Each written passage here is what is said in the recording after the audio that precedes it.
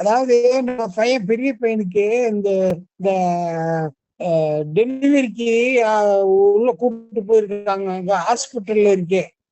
ஓ சரி சரி. பையன் இப்ப அந்த நம்ம மருமகள் இந்த ஆபரேஷன் தியேட்டர் உள்ள கொண்டு போயிருக்காங்க. ம்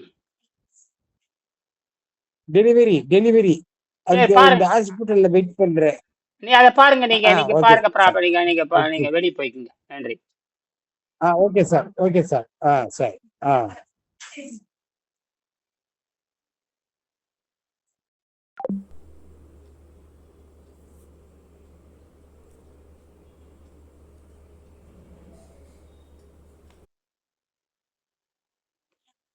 நீங்க கட் பண்ணிக்கிங்க. எப்பொருள் யார் யாரை கேட்பனும் அப்பொருள் மெய்ப்பொருள் காணுதல். எப்பொருள் எத்தன்மையாயினும் அப்பொருள். கடுமையான ஒரு சிகேடி பிரச்சனை. ஒரு அம்மா கேட்டிருக்காங்க, போன 15 நாளைக்கு முன்னாடி ஒரு 10 நாளைக்கு முன்னாடி கேட்டாங்க.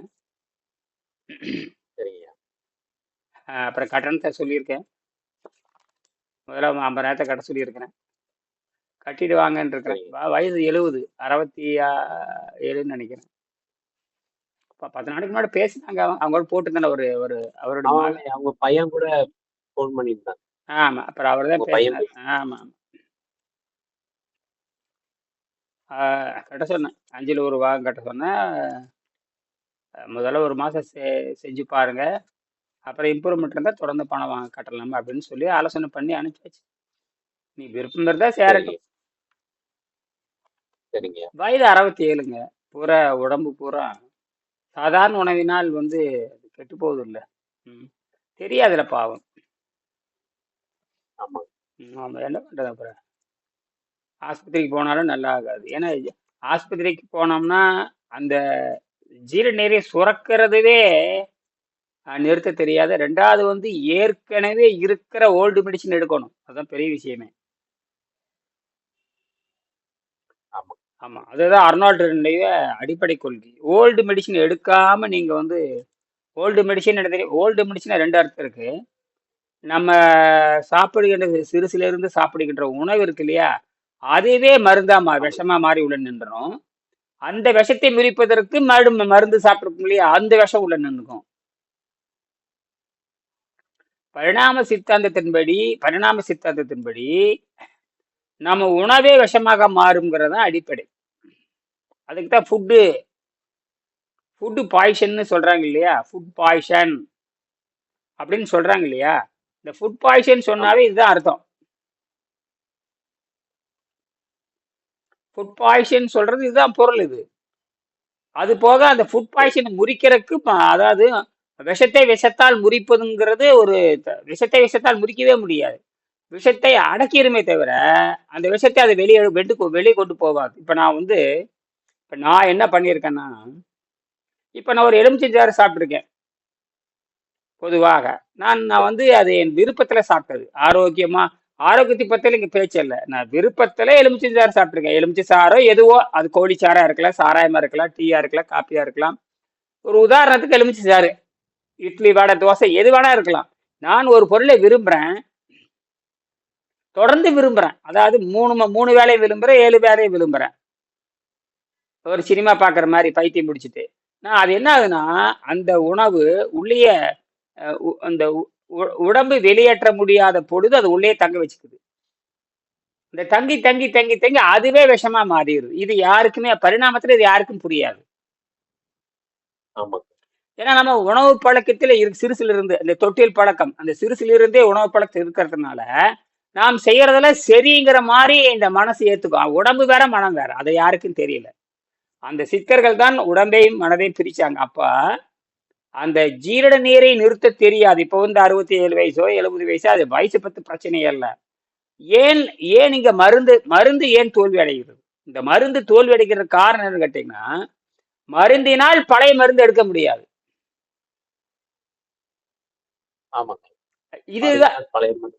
இதுதான் டாக்டர் அர்னால்டு கண்டுபிடிப்பு. அதாவது பட்டினியால் மனிதன் சாவதில்லை, பட்டினி கிடக்கும் பொழுது உணவு பாதையில் படுகின்ற விஷத்தை எடுக்காமல் போனால், இந்த உணவு பாதைங்கிறது நாக்கில் இருந்து 33 அடி இந்த உணவு பாதை. அதுல வந்து 3 படியுதுங்கிறான். Old medicine, starch, fat, steroid, etcetera etcetera. Old மெடிசன்னா உங்களுக்கு தெரிஞ்சுக்கணும், குழந்தையில இருந்து போட்ட மருந்து, அது வந்து வெளியே வரும். ஸ்டார்ச், ஸ்டார்ச்னா ஏதோ ஒரு பொருள் சாப்பிட்றோம், அது வெந்து வேகாம, அது அரைக்காம அப்படியே பாதியா நிக்கிறது, அது ஒண்ணு. ஏற்கனவே வெந்து அழுகி போய் சளியா மாறி இருக்கிறது ஒண்ணு, அது ஒண்ணு. இது போக ஸ்டீராய்டு, ஏற்றுக்கொண்ட பலமான ஸ்டீராய்டுகள், ஆன்டிபாடி, ஆன்டிசெப்டிக், இதெல்லாம் வந்து விஷத்துல வந்து படியுது. இந்த ஓய்வு இருக்கிறப்போ அந்த விஷத்தை எடுக்கலன்னு கொண்டு போடும். இது வந்து இந்த வெள்ளைக்கார முண்டங்களுக்கு தெரியாது. ஆமா வெள்ளைக்கார முண்டங்கள் என்ன சொல்றான்னா, பிரிட்டிஷ் முண்டங்கள் வெளிக்காயங்களுக்கு சிறிதளவுக்கு மருத்துவம் பார்க்க முடியும். அதனாலதான், ஆனா அவன் பொய் சொல்றான், எங்கனாலதான் ஆரோக்கியம் வளர்ந்ததுங்கிறான். அடிப்படை தப்பு. எங்கனாலதான் உலகத்துல இருக்கிற அத்தனை பேருமே ஆரோக்கியத்தை பெற்றாருங்கிறான். எவ்வளவு ஒரு அயோக்கியத்தனம் பாருங்க. பொய் எத்தனையுமே, எவ்வளவு பொய் சொல்லணுமோ அத்தனையும் பொய் சொல்லுவானு. இந்த வெள்ளைக்காரன் மாதிரி பொய் சொல்ற உலகத்துல யாரும் கிடையாது. அவனுக்கு எந்த திறமையும் கிடையாது. அப்படின்னா சித்தர்கள் பலாயிரம் ஆண்டுகள் வாழ்ந்தது, நம்ம ஜோதிடம் சாதகம்னு சொல்றாங்க, அதுலயே பாத்தீங்கன்னா 100 ஆண்டுகள் வாழ்ந்தது. நம்மளுடைய முன்னோர்கள் சராசரியே 100 வயசு வாழ்ந்தாங்க, 120 ஆண்டு வாழ்ந்தாங்க.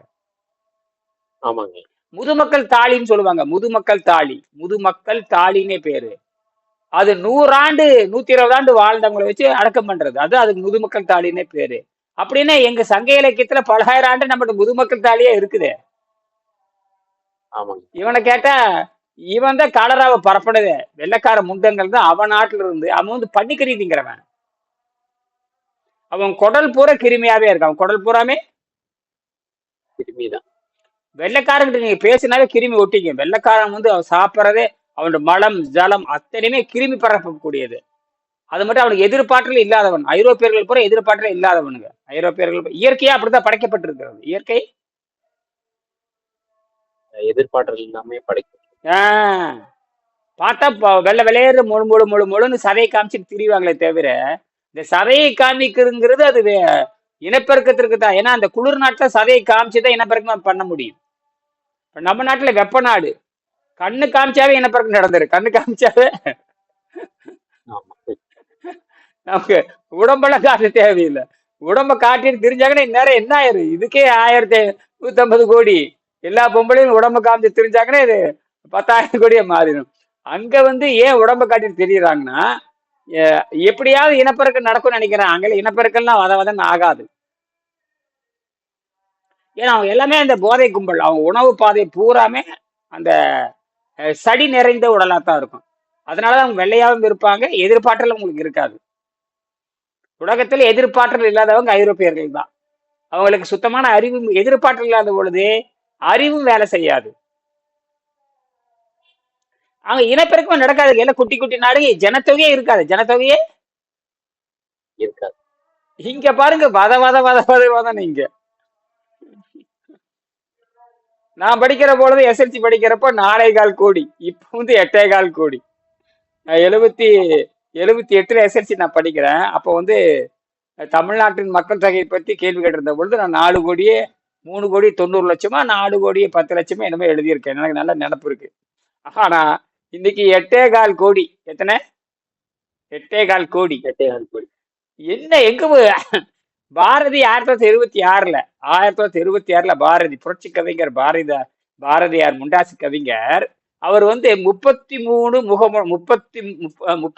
முக்கோடி முகமுடையாள், அதாவது 33 கோடி முகமுடையாள். அதாவது எங்க தாய் வந்து 33 கோடின்னு எழுதுறாரு அவரு. அப்ப அவரு எழுதும் பொழுது 33 கோடி, இன்னைக்கு 150 கோடி. ஆனால் அறிவு புரட்சியே ஆமா 150 கோடி. எத்தனை மடங்குன்னு பாருங்க. அடேங்க அப்பா, எத்தனை வருஷம்? ஒரு 100 ஆண்டுக்குள்ள இத்தனை. இன்னும் கொஞ்ச நாள் போச்சுன்னா தாக்கு பிடிக்க முடியாது. ஆனால் இங்க நோய் பெருகிட்டே போகுது. காரணம் அந்த அகத்தூய்மை தெரியாத காரணத்துலதான். சரி, நான் விஷயத்துக்கு வர்றேன். ஆக இந்த பட்டினியால் மனிதன் சாவதில்லை. பட்டினி கிடக்கும் பொழுது அந்த உணவு பாதையில் படுகின்ற விஷயத்தை, இப்ப இந்த அது சீக்கேடியா இருக்கலாம், அது வந்து கேன்சரா இந்த சிகேடி, அதாவது இந்த சிகேடி என்பது கேன்சரை விட மோசமானது. ஏன்னா இது தினம் கவனிக்க வேணும். ஏன்னா உப்பு உடம்பு பூரா உப்பா மாறிடும். உப்பா மாறிடுதுன்னா ஆமா. உடம்புல இருக்கிற எல்லா பொருளும் அரிக்க ஆரம்பிச்சிருங்க. அரிச்சிடும். எப்படி ஒரு உப்பு ஒரு மெட்டலை அரிக்குதோ, உப்பு கடுமையான உப்பு அரிச்சிரும். ரொம்ப ஆபத்து. அந்த மாதிரி நம்ம உடம்பு வந்து ஆசிட், அது உப்பா மாறினதுக்கு அப்புறம் நரம்பு மண்டலம் இத்து போயிருங்க. நரம்பு மண்டலம்ல இது பேர். மூளை வேலை செய்யாது. இதெல்லாம் வந்து இந்த கொடிய நோய் தான் இந்த சிகேடி. ரொம்ப ஆபத்தானது. புற்றுநோயை விட மோசமானது. அதுக்கு வேற வழியே கிடையாது. 2வது வந்து இன்னொரு ஆச்சரியம்னு கேட்டீங்கன்னா, இந்த மாதிரி கடுமையான நோய் வந்துட்டாவே உள்ள இருக்கிற எந்த உறுப்புக்கும் வேலை செய்யாது, பசியும் எடுக்காது. ஆமாங்க. அதாவது மிக்ஸியே வேலை செய்யாது. இவன் என்ன நினைக்கிறான்னா, மிக்ஸி வேலை செய்ய மாட்டேங்குது, மின்சாரம் பாய மாட்டேங்குது, ஆனா உள்ள போட்டுக்கிட்டே இருப்பான். இதுதான் அறியாமை. அப்ப காரணம் உடம்பு தானா இயங்குதுன்னு அவங்களுக்கு தெரியாது. உயிர் இவ்வளவு நோய் இருந்து ஏன் உயிர் போகல அது தெரியாது. கொடுமையான நோய் வந்து ஏன் சாகிறது இல்லைன்னா அவ்வளவு சீக்கிரம் வந்து இந்த நியூட்ரான் வந்து உடம்பை விட்டு வெளியே போகாது. அது இவங்களுக்கு புரியாதனால அது ஜார் அரைச்சானா அரைக்காட்டி என்ன, அந்த சிறுசுல இருந்து இருக்கிற பழக்கத்தின் மீண்டும் மீண்டும் போட்டு உடம்பு அழுகு வச்சிருவாங்க. 2வது வெடிக்கும் போக சீக்கடி வந்து வெடிக்கு போகாது, நாத்தம் பெண நாட்டடி. அப்ப அவங்களுக்கு என்ன பண்ணணும்னு கேட்டீங்கன்னா, ஒரு மாசத்துக்காவது 2 வேளை 15 நாளாவது, குறைஞ்சபட்சம் 15 நாளோ ஒரு மாசமோ அந்த பகல்ல 2 தடவை இனிமா கொடுத்து இந்த மஞ்சளா வெளியே வரும். நானே கடந்த 10 நாளைக்கு முன்னாடி அந்த கடுமையான அந்த குளிர்ல சளியில மாட்டி அந்த தினம் 2 தடவை இனிமே கொடுப்ப அந்த மஞ்சளா வெளியே போச்சுங்க ஐயா. ஆச்சரியமா இருந்தது. மஞ்சளாவே வெளியே போச்சு. சிறுநீரும் மஞ்சளா போச்சு. சிறுநீரும் கடும் மஞ்சளா போச்சு. ஆமா ஆமா. இப்பதான் நிறமே மாறி இருக்குது. இப்பதான் அந்த பேசும்பொழுது அந்த இடைஞ்சல் இல்லாம இருக்கு. அது ஏதோ ஒரு நமக்கே தெரியாது. ஏதோ ஒரு டைம் நம்மள மாட்டிரும். நம்ம அடேங்கப்பா என்ன நடக்குதுன்னு கண்டுபிடிக்க முடியாது. நான் எல்லா ஊரும் சுத்தி இருக்கேன். ஆனா உணவு கட்டுப்பாட்டுல இருந்தங்காட்டி நாம வந்து டக்குன்னு அதை புரிஞ்சுக்க முடியுது. தைரியமா அடிக்க முடியுது. தைரியமா மற்றவங்க பயந்து போயிருப்பாங்க. நான் ஆஸ்பத்திரியில் கடந்து பஞ்சர் ஆகி இந்நேரம் அவ்வளவுதான் டிபி வந்துடும். அந்த சளியெல்லாம் உள்ள நிறுத்திட்டீங்கன்னா அப்படியே டிபியே கன்வெர்ட் ஆயிரும். டிபியாவும் சைரவமா கன்வெர்ட் ஆகி நுரையீரல அவுட் ஆயிரும். நுரையீரல அவுட் ஆயிரும். அப்படித்தான் குழந்தைகள் எல்லாம் சாகுடிக்கிற காரணம் இதுதான். நிறைய குழந்தைகள் சாகடிச்சிட்டாங்கல்ல. அந்த கிளைகால்ங்கிற ஒரு தவறான மருந்தை கொடுத்து இந்தியாவிலே எத்தனை பேர் சாகடிச்சிட்டாங்க. ஆமா. அதுக்கெல்லாம் எந்த நடவடிக்கையுமே கிடையாது. அதாவது மருந்தினால் திருட முடிகிறதுக்கு இந்தியா ஒரு சாட்சி. நீங்க எந்த மருந்து கம்பெனி வேணா, அலோபதி மருந்து கம்பெனில பர்மிஷன் வாங்கிட்டீங்கன்னா எவனுக்கு ஐரோப்பிய நாடுகளுக்கு ஏற்றுமதி பண்ண இழிச்சவாய் நாடு ஐரோப்பிய நாடு, இந்த ஆப்பிரிக்க நாடு, அங்கெல்லாம் ஒண்ணுமே கிடையாது. மலிவுனா எதவள வாங்கி சாப்பிடுவானுங்க. அங்க பூரா இந்த எருமைப்பால் குடிக்கிறோம் அத்தனை பேரும் சரிங்க. ஐரோப்பியில் இருக்கிற குழந்தைகள் பூரா இந்த மாட்டுப்பால், அந்த மாடு எக்கச்சக்கமா இருக்குதா, அந்த மாட்டுப்பாலை பச்சையாவே குடிக்கிறதுங்க. மாட்டுப்பாலை அது மட்டும் இல்ல, மாட்டு ரத்தத்துக்கு பச்சையா குடிப்பானுங்க. அவன் அங்க மாமிசமே வந்து பச்சையா தானே திங்கிறான் ஆப்பிரிக்க நாடு. அது ரைட்டுங்க ஐயா, அது ரைட்டு. ஆனால் அந்த ரத்தத்தையே ஓட்டை இப்போ கழுத்துல கரெக்டா ஒரு மாதிரி நரம்பு ஓட்டம் இருக்குது, அதை அடிச்சு சொரக்குடுவை இருக்கு இல்லைங்க, பெரிய சொரக்குடுவை, அதுல புடிச்சு குடிக்கிறானுங்க ஐயா. கொடூர ஜீரணமே ஆகாது. அத்தனை ஆசிட், அத்தனையும் பல்லு பாத்தீங்கன்னா ஒருத்தனுக்கு பல்லு லட்சணமா இருக்காது. ஆமா. கொடூரம். நமக்கெல்லாம் பார்த்தா அழகா பல்லு வரிசை இருக்கும், அவங்களுக்கு பல்லு வரிசையா இருக்காது. கொடூரமா இருக்கும். மூஞ்சியே கொடூரமா இருக்கும். உடம்பு பூரா ஆசிட், சடிதான் அவங்களுக்கு போறாங்க. அப்படியே துப்புனா சளியா வெளியே வரும். இது இது எப்படின்னா, இது பரிணாமத்தில உங்களுக்கு எதுவுமே தெரியாது. காட்டு மிராண்டிகள். நாமளும் காட்டு மிராண்டை பிறக்கிறப்போ காட்டு மிராண்டை இருந்து அதுக்கப்புறம் தான் உணவு ஒழுக்கம் உலகத்துல தமிழர்களுக்கு மட்டும்தான் அதிகமா. சித்தர்கள் தான், தமிழர்கள் தான் அந்த உணவு ஒழுக்கத்தில் சிறந்தவர்கள். விருந்து ஓம்பல்னாவே அதை விருந்து ஓம்பல நல்ல செய்திகளை பரிமாறிக்கொள்ளுதான் விருந்து ஓம்பலை தவிர அங்க கொலா போட்டுமே கோழிச்சாறு வைக்கிறது விருந்து ஓம்பல் கிடையாது. தப்பா புரிஞ்சுக்கிட்டாங்க. விருந்தோம்பலம்னா கருத்துக்களை விருந்து, செவி விருந்துன்னு தான் சொல்லுவாங்க. செவிக்கு விருந்து. இது என்ன தலைகளா மாத்தி வாய்க்கு விருந்து கொடுத்து நாசம் பண்ணிட்டாங்க. சரி, விஷயத்துக்கு வருவோம். அப்போ அந்த 6ஆம் பாடத்துல என்ன சொல்றாரு?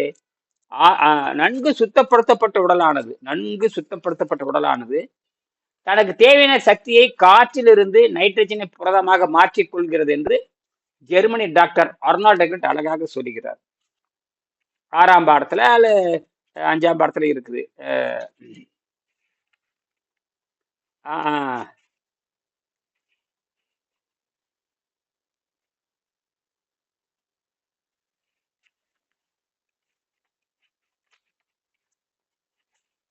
உடல் நல்ல சுத்தமான நிலையில், அதான் சொல்றார். உடல் 71ஆம் பக்கம் 5வது தலைப்பு, விண்வெளியிலிருந்து உடலுக்கு சக்தி. ஆமாங்க, எடுத்துட்டேன். மனித உடல் ஆரோக்கியம் முதன்மையாகவும் நேரடியாகவும் அவன் உண்ணும் ஆகாரத்தை பொறுத்தது அல்ல. ஆனால் அது மனித உடல் என்ற இயந்திரம் எந்த அளவுக்கு சளியாலும் விஷப்பொருளாலும் அடைபட்டு நிரப்பப்பட்டு அதன் செயல்திறன் தடைப்பட்டு இருக்கிறது என்பதை பொறுத்தது. இதுதான் இப்போதைக்கு இந்த ஒரு அம்மையார் காலையில கேட்டாங்கல்ல, அது அது நோய் வந்து ஒண்ணுதாங்க. நோயை பத்தி கவலைப்பட தேவையில்லை. எல்லா நோயும் ஒண்ணுதான். அந்தந்த உறுப்புகளை அழுத்தி பிடிச்சிக்கிச்சு, அந்தந்த உறுப்புகளை அழுத்தி பிடிச்சிக்கிடுச்சு, அவ்வளவுதான். இவன் நோயின்னு பலவாறு வைக்கிறான், அதெல்லாம் கிடையவே கிடையாது. நோய்ங்கிறது கிடையவே, பலவாறுங்கிறது கிடையாது. ஏன்னா அந்த ஜீரநீர் சுரந்துட்டாவே எல்லா பிளாக்கும் வந்துடும். இந்த ஜீரநீர் சுரந்துட்டாவே கீரை காய் கனி இந்த 3மே இயற்கையால் கொடுத்த அருட்கொடை. இயற்கை கொடுத்த அருட்கொடை. அது யாருமே புரியல. ஆனா அது யாரும் விரும்ப மாட்டாங்க. பலகாரத்தை விரும்புற மாதிரி கீரையோ காயோ கனி விரும்ப மாட்டாங்க. இப்ப நானே அப்படித்தான். இப்ப நான் வந்து ஒரு பொருளை விரும்புறேன்னா எனக்கு கீரை பத்தி தெரியும், காயை பத்தி தெரியும், கனி பத்தி தெரியும். ஆனால் விருப்பம்னு வருகின்ற பொழுது ஒரு பலகாரம் தின்மை, அது வேற. இதை என்ன பண்றேன்னா ஆரோக்கியத்திற்கும் அதுதான், விருப்பத்துக்கும் அதுதான். இது அடிப்படையே தப்பு. என்னது அடிப்படையிலே தப்பு. ஆரோக்கியத்திற்கு தனி உணவு, விருப்பத்துக்கு தனி உணவுன்னு வச்சிருந்தா இவன் தப்பிப்பான். இவன் இந்த தமிழ் முண்டங்கள் என்ன பண்ணிட்டாங்கன்னா ஒன்னும் தெரியாம வாழ்ந்துட்டு இருக்கிறாங்க 2000 வருஷமா. 2000 ஆண்டுக்கு முன்பாக இவங்க தான் கண்டுபிடிச்சாங்க. தமிழர்கள் தான் இந்த உடம்பை சுத்தப்படுத்துறதை கண்டுபிடிச்சாங்க, எழுதி வச்சாங்க. ஆனால் அதே தமிழர்கள் இப்பொழுது இந்த வெள்ளைக்கார கல்வி முறையினாலும் இப்ப இருக்கிற அரசாங்கத்தினாலும் தவறான இந்த செய்முறை இல்லாததுனால உடலுக்கான உணவு வேற, மனதுக்கான உணவு வேறன்னு தெரியாம குழந்தைகளுக்கு இட்லியும் முட்டையும் கொடுக்க ஆரம்பிச்சுட்டாங்க. ரொம்ப கொடுமை இது. பள்ளிக்கூடத்திலேயே குழந்தைகளுக்கு இட்லி முட்டை கொடுத்தோம்னா அந்த குழந்தை என்ன ஆகும்? மலச்சிக்கல் வந்து கொடூரமா நோயாயி நிரந்தர நோயாளியே மாறிடுவாங்க. இதுதான் இது பரிணாமத்தினுடைய எச்சம். இது பரிணாமத்தின் அடிப்படையில் அந்த விஷத்தை இறக்குவதற்காக இயற்கையை நமக்கு உண்டாக்குறது கீரை காய்கனி. கீரை சாப்பிட்டீங்கன்னா அந்த விஷத்தை சமப்படுத்திடும். பாருங்க, இது ரொம்ப ஆச்சரியமான வேலை. அந்த வயிற்றுல சுரக்கிற நீர் வந்து ஃப்ரீ ரேடிக்கல் ஆங்கிலத்துல சொல்லுவாங்க.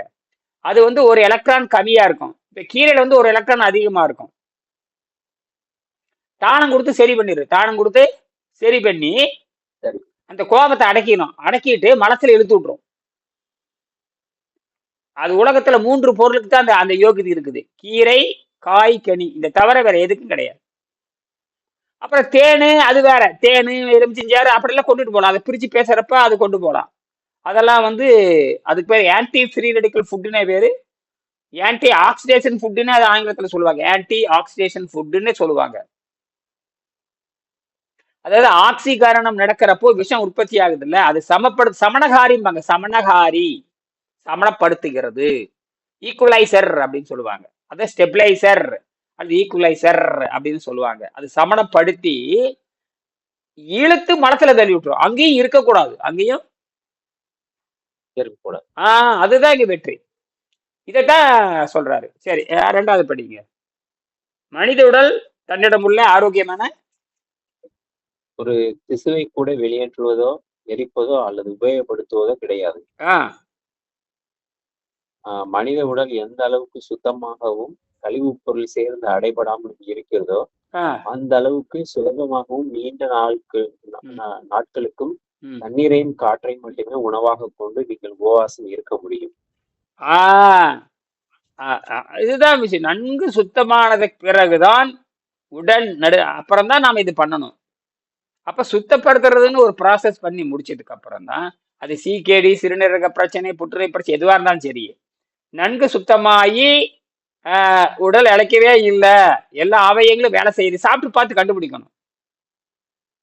சைவ உணவை சாப்பிட்டு பார்த்து ஒழுங்கா ஜீரணம் ஆகுதா, ஒழுங்கா வெளிக்கு போகுதா, கணையம் வேலை செய்யுதா, கல்லீரல் வேலை செய்யுதா, நடந்து போறோமா, படி ஏறி பார்க்கறோமா, இல்லை பார்த்துட்டு அப்போ சாப்பிட்டா வேலை செய்யுது, அதாவது தன்னுடைய வேலையை பிரித்து மலத்தில் தள்ளுது, சிறுநீரில் தள்ளுது, நாக்கில் விஷம் படியுது, எடை ஏறுது அப்படின்னு கண்டுபிடிக்கணும். அதற்கப்புறம் மீண்டும் சுத்தப்படுத்தி எடையை நிறுத்தி அதுக்கப்புறம் உபவாசமே தொடங்கணும். அது ஒரு 2 வருஷமே ஆயிரும். இதுக்கெல்லாம் பணம் செலவுன்னு, இதுக்கெல்லாம் பொறுமை வேணும், இல்லாட்டா தீண்டானுங்க. ஆமா. அதனாலதான் இனிட்டு பாடம் கேட்கறது யாரும் வர்றது ரொம்ப கஷ்டம். இப்ப யாருமே இல்லையே, யார் எல்லாம் ஓடிட்டாங்க, ஒருத்தரும் இல்லை. நீங்க ஒருத்தர் தான் இருக்கிறீங்க, நீ யாரோ ஒருத்தர் தான் இருக்காரு, தாக்கு பிடிக்க முடியாது. எங்க போனாலும் தப்பிக்கவும் முடியாது. சந்தேகம் வந்து எங்க போறது? இயற்கையில இப்படி ஒரு லாக் பண்ணிருக்கு பாருங்க. இப்படி ஒரு சிஸ்டத்தை வச்சு எவனும் புரிஞ்சிக்க கூடாது. வசதியானவன் இருந்தாலும் செலவு பண்ணித்தான் புரிஞ்சுக்கணும். நல்லா மாற்ற வச்சிருச்சு இயற்கை வந்து, நல்லா மாற்ற வச்சிருச்சு. அது ஆரோக்கியத்துக்கு நீ செலவு பண்ணித்தான் தீரணும். அதாவது ஆரோக்கியத்துக்கு செலவு பண்ண தேவையில்லை, ஆரோக்கியத்தை புரிஞ்சுக்கணும் இல்லையா, அதுக்கு செலவு பண்ணித்தான் தீரணும். யார் சொல்லி தருவாங்க? இன்னைக்கு கூட 2 காணொலி போட்டேன். இன்னைக்கு ஒரு காணொலி போட்டேன், சிகேடி பத்தி போட்டேன். அது என்ன பண்றது, அப்புறம் எல்லாரும் எப்படியாவது தப்பிச்சு போகட்டும். ஏன்னா இது வந்து உலக பொதுமறை மாதிரி வெங்கடேசன் கண்டுபிடிச்சிருக்காரு. இதை நம்ம பேசலன்னு அப்புறம் நான் என்ன பண்ண முடியும்? பணம் வருது வரல அது வேற. அப்படி பார்த்தீங்கன்னா 25 வருஷமா நான் இதை செய்யவே முடியாது. 25 வருஷமா செய்ய முடியாது. இன்னும் 100 வருஷம் செஞ்சுட்டு தான் இருப்பேன். எனக்கு அதை பத்தி கவலை இல்லை. நமக்கு வந்து கொள்கை தான் முக்கியம். கொள்கை தான் முக்கியம். சரிங்க, நிறைவு செஞ்சுக்கலாம். நிறைவு செஞ்சுக்கலாம். உடல் நல்ல சுத்தமான நிலையில் உள்ள போது அது காற்றிலிருந்து நைட்ரஜனை எடுத்து புரோட்டீனை தனக்கு தயாரித்துக் கொள்வது. அதாவது சுத்தமான உடல் ஒரு நடமாடும் தாவரத்தை போல வாழ வல்லது என்று டாக்டர் ஆர்னால்ட் எஹ்ரெட் கூறுகிறார். இதை பற்றி நம்ம விரிவா நாளைக்கு பேசலாம். சரிங்களா? நன்றி. சரி.